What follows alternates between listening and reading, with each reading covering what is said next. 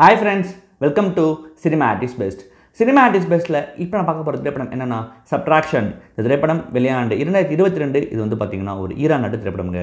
இந்த திரைப்படத்தின் டேரக்டர் சொல்லி பார்த்தீங்கன்னா மணி அகிகி. திரைப்படத்தின் ரைட்டர்ஸ் மணி அகிகி அண்ட் ஹமர் ரேசா. இந்த திரைப்படத்தில் நவீத் முகமது ஜாதே ஜலாலாம் முதன்மையாளர் பண்ணியிருக்காரு. அதே மாதிரி தாரன் அலி தூஸ்தி ஃபர்சேனாவா அவங்களும் முதன்மை கதை பண்ணியிருக்காங்க. சரிங்க, சப்ட்ராக்ஷன் என்ன மாதிரி கதை கலன்னு பார்ப்பாங்க. படத்தின் நாயகனான ஜலால் அண்ட் ஃபார்சின் அவங்க ரெண்டு பேரும் வந்து கணவன் மனைவி. ஃபார்சின் வந்து பார்த்திங்கன்னா குழந்தைக்காக காத்துக்கிட்டு இருக்காங்க. கன்சீவ் ஆகிட்டாங்க. இன்னும் ஒரு 4 மாதத்தில் குழந்தை பிறக்க போது அதுக்காக அவங்க வெயிட் பண்ணிகிட்டு இருக்காங்க. இப்போ என்ன ஆகுதுன்னா, ஒரு நாள் ஃபார்சின் வந்து அவங்களோட கணவர் வந்து வேறு ஒரு வீட்டுக்கு போகிறத பார்த்துடுறாங்க. பார்த்துட்டு என்னடா அது நம்ம புருஷன் நம்மளை ஏமாத்துறோம் அப்படின்னு முடிவெடுத்து அவங்க மாமனார்கிட்ட அதை பற்றி சொல்கிறாங்க. மாமா, இந்த மாதிரி எனக்கு வந்து சந்தேகமாக இருக்குது, உங்கள் பையன் இந்த மாதிரி வந்து வேறு ஒரு தொடர்பு வச்சுருக்காரோன்னு சொல்லிவிட்டு நான் நேரடியாக பார்த்தேன்னு. இப்போ அவங்களோட மாமனா சொல்கிறாரு, இருமா நானே வந்து செக் பண்ணுறேன்னு சொல்லிவிட்டு அவர் வந்து அந்த வீட்டுக்கு போகிறாரு. போயிட்டு அவர் பதப்பச்சுட்டு ஓடி வர்றாரு. இல்லைம்மா வாமா போகலாம் அப்படின்னு சொல்லிட்டு ஓடி வர்றாரு. என்னடா அது ஒன்றுமே புரியலையே, என்னடா நடக்குதுங்க, ஏன் அப்படி இருக்காரு அப்படின்னும் போது ஒரு விஷயத்த வந்து இவங்ககிட்ட சொல்கிறாரு. அவங்க பிள்ளைகிட்ட, டே இது மாதிரி ஒரு விஷயம்டா இருக்குது, அந்த இதுவாக இருக்குடா, இதுப்பா நான் போய் பார்க்குறேன்னு புள்ள மட்டும் போய் பார்க்குறான். ஆனால் அவங்க என்ன பண்ணுறாங்கன்னா, அவங்களோட மனைவி வந்து இது எப்படியாவது வந்து நம்ம புருஷன் வந்து அதாவது மாமனார் வந்து நம்ம சப்போர்ட்டாக இல்லைன்னு சொல்லி பின்தொடர்ந்தே போகிறாங்க.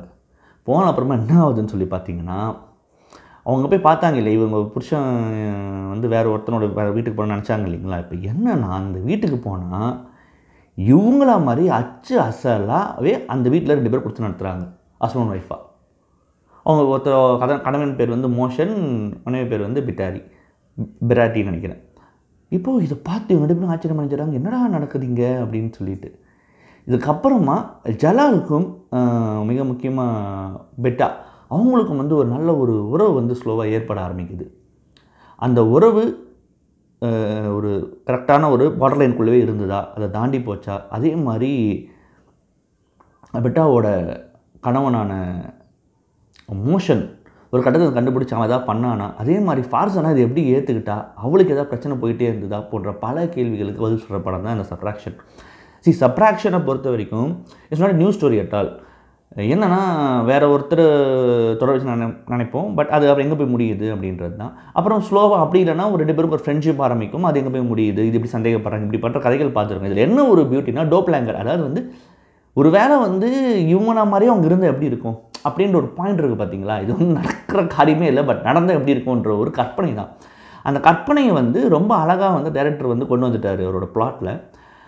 அது ரைட்டிங்லும் ஓரளவுக்கு ஹஸ் பின் மேனேஜ்டு. பட் என்னென்னா, மிக முக்கியமாக இந்த கதாபாத்திரம் பண்ண நவீத் முகமது ஜாதேவும் தாரன் அலி தூஷியும் போட்டு பின்னிருக்காங்க.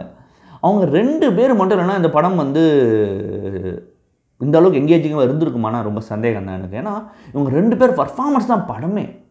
சரி, என்ன பியூட்டினா, ஜலாலாவும் மோஷனாவும் ஒரு வேரியேஷன்ஸ் காட்டணும் 2 கதாபாத்திரங்களுக்கும். அதே மாதிரி ஃபார்சேனாவும் பெட்டாவும் இது காட்டணும், வேரியேஷன்ஸ் காட்டணும். டாரனுக்கும் நவீதுக்கும் 2 பேருக்குமே லீட் ரோல்ஸ் எடுக்கணும்.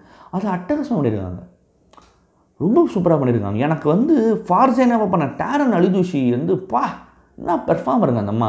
அவங்கள பற்றி சொல்லணும்னா, அவங்க சேல்ஸ்மேன் படத்தில் நடிச்சிருந்தாங்க ஆல்ரெடி, 2016 வெளியான படம்.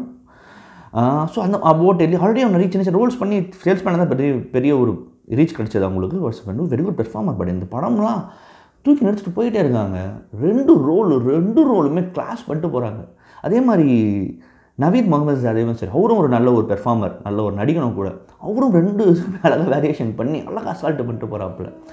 த performance is biggest plus of this film. And then 2வது இந்த படத்துடைய மேக்கப் அண்ட் காஸ்டியூம்ஸ் எனக்கு குறிப்பிட்டு சொல்லணும். உருவ அமைப்பிலே நமக்கு வந்து ஒரு டிஃப்ரென்ஸ் தெரிய வைக்கிறதுன்றது is not a simple thing. பார்க்க ஒரே மாதிரி இருந்தாலும் அப்படியே இருந்தால் அச்சரசலாக இருந்தாலும் உருவ அமைப்பில் சில சேஞ்சஸ் பண்ணணும். அதை காஸ்டியூமில் பண்ணியிருப்பாங்க அண்ட் மேக்கப்பில் பண்ணியிருக்காங்க. அது நிச்சயமாகவே சூப்பர். அதுவும் ஈரான் மாதிரி நாட்டிலலாம் எந்த அளவு நீங்கள் மேக்கப் பண்ணணும், என்ன காஸ்டியூம் நீங்கள் போட்டு மாற்ற முடியும், பட் அதை பண்ணியிருக்காங்கன்றது தான் பெரிய விஷயம்.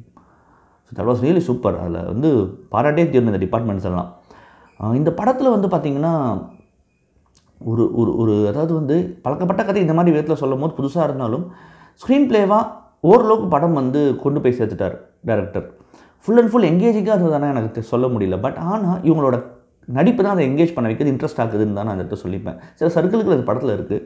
பட் எண்டு வந்து ஒரு ஒரு ஒரு ஒரு ஒரு ஒரு உண்மையை வந்து ஓப்பன் ஆகிற இடம். அந்த எண்டு ஸ்பாய்லராக இருக்கும்னு ஸ்பாய்லராக எடுத்துக்காதீங்க. பட் ஸ்டில் சொல்கிறேன். என்னென்னா 2 பேருமே வெவ்வேறு மாதிரி ஒரு வாழ்க்கையை வாழ்ந்துட்டுருக்கவங்க. ஒரு கட்டத்தில் வாய்ப்புன்னு கிடைக்கும் போது யூஸ் பண்ணிக்க தயங்க மாட்டாங்கன்றது தான் அந்த எண்டு சொல்கிறது. ரெசல்யூஷன் வேறு ஒன்று பண்ணும். திஸ் ஆர் த திங்ஸ் இந்த படத்தில் வந்து பார்த்திங்கன்னா எனக்கு வந்து இந்த ஹியூமனோட உண்மையான முகங்களை வெளிப்படுற இடங்கள்லாம் நல்லா இருந்தது.